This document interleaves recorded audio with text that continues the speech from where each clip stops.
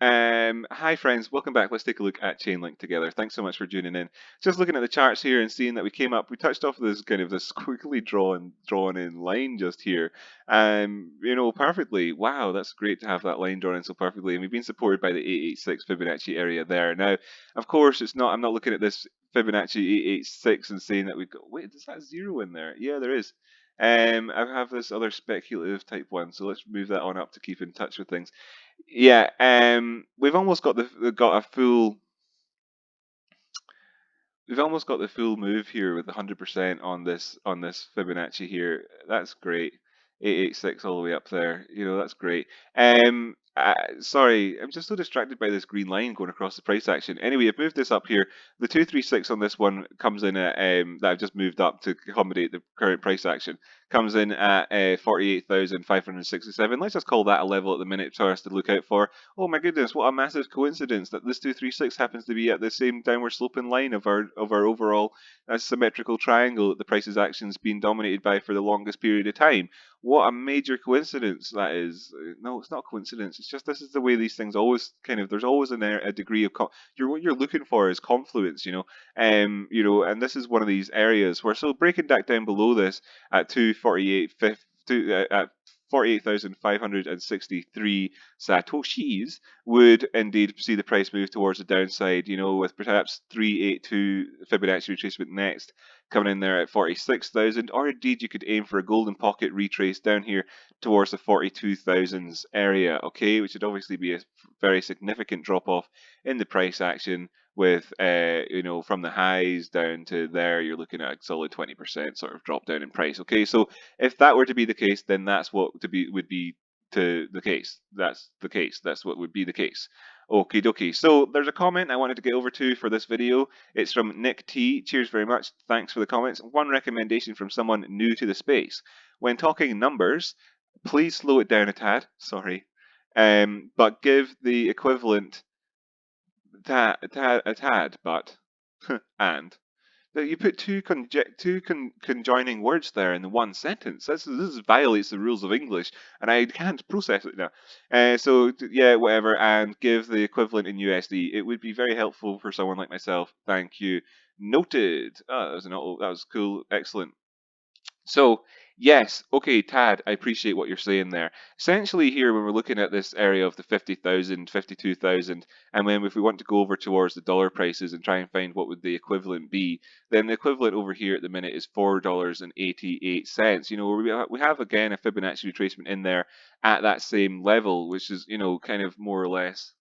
Is it less? Isn't yeah? It's just ever slightly. I would say more or less. Oh no, don't do it that way. Give me the edge piece. There, make that line up a bit better. And the 236 going wick to wick here, and the 236 on this one comes in here at this price. I know I can't read it myself, but that's $4.14.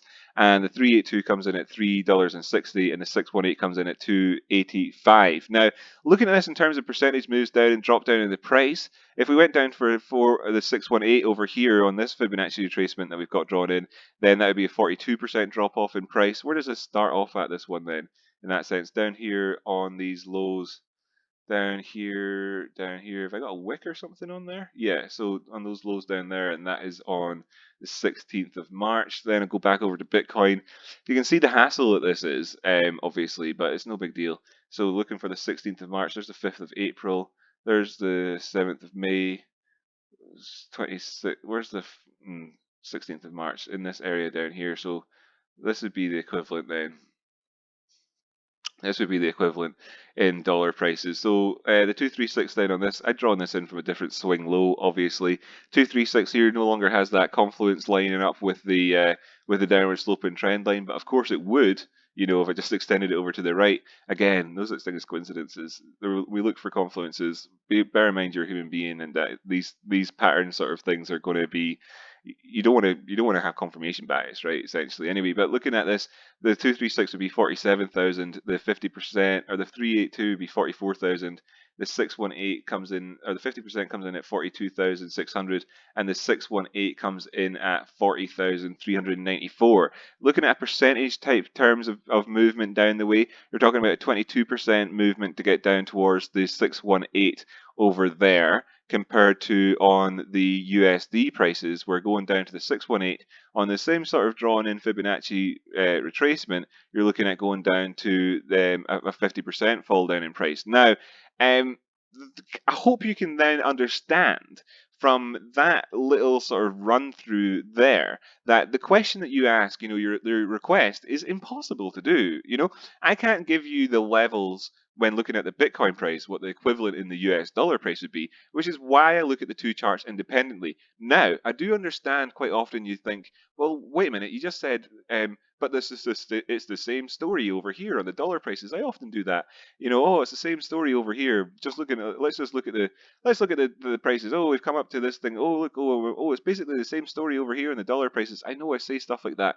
It isn't the same story in the sense that, penny for penny and whatever else. It's not. There's dynamics here. There's a trifecta of things that influence the price.